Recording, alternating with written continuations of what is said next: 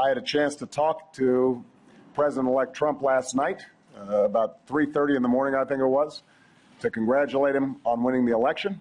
And I had a chance to invite him to come to the White House tomorrow to talk about making sure that there is a successful transition between our presidencies. Now, it is no secret that the President-elect and I have some pretty significant differences. But remember, 8 years ago, President Bush and I had some pretty significant differences.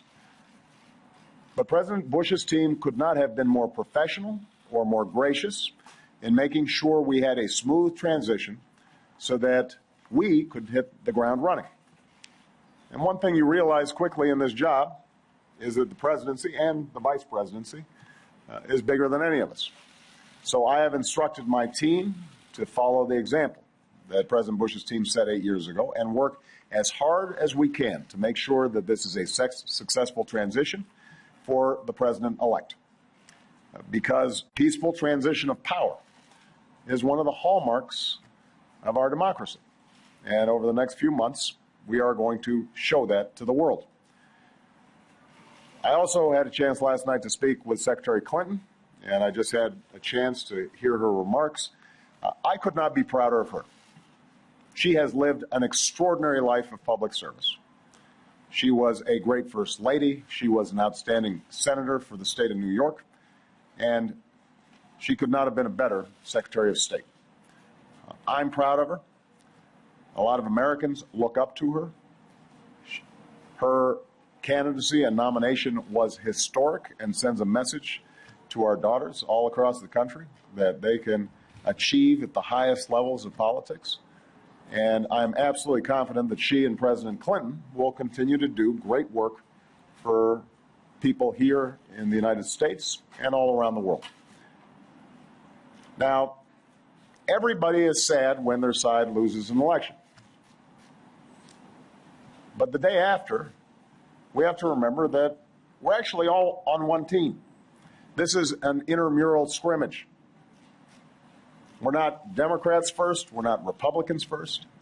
We are Americans first. We're patriots first. We all want what's best for this country. That's what I heard in Mr. Trump's remarks last night. That's what I heard when I spoke to him directly. And I was heartened by that. That's what the country needs.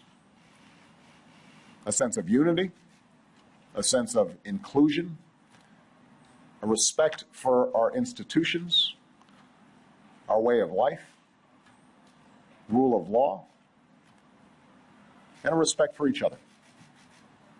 I hope that he maintains that spirit throughout this transition, and I certainly hope that's how his presidency has a chance to begin.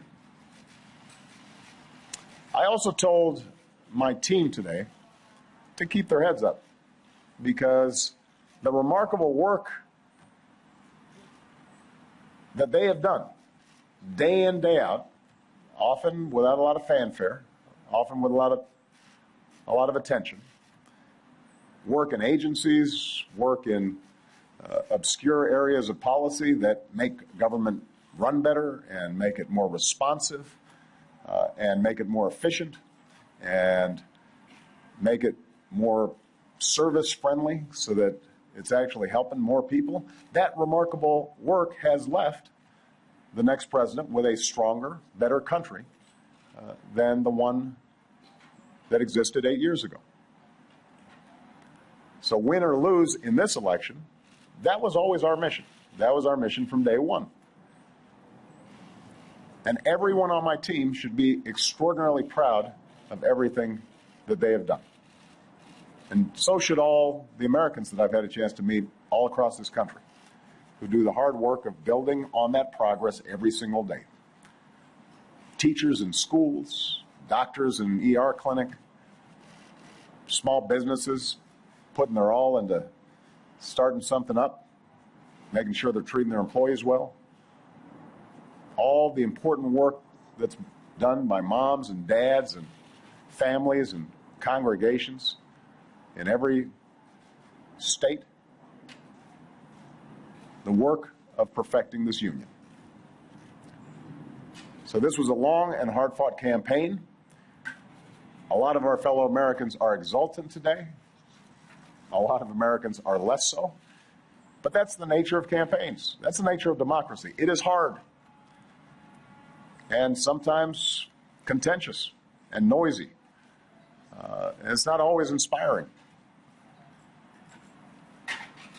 But to the young people who got into politics for the first time and may be disappointed by the results, I just want you to know you have to stay encouraged. Don't get cynical. Don't ever think you can't make a difference.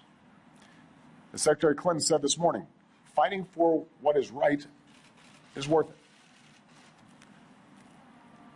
Sometimes you lose an argument. Sometimes you lose an election. You know, the path that this country has taken has never been a straight line. We zig and zag, and sometimes we move in ways that some people think is forward and others think is moving back. And that's okay. I've lost elections before. Joe hasn't.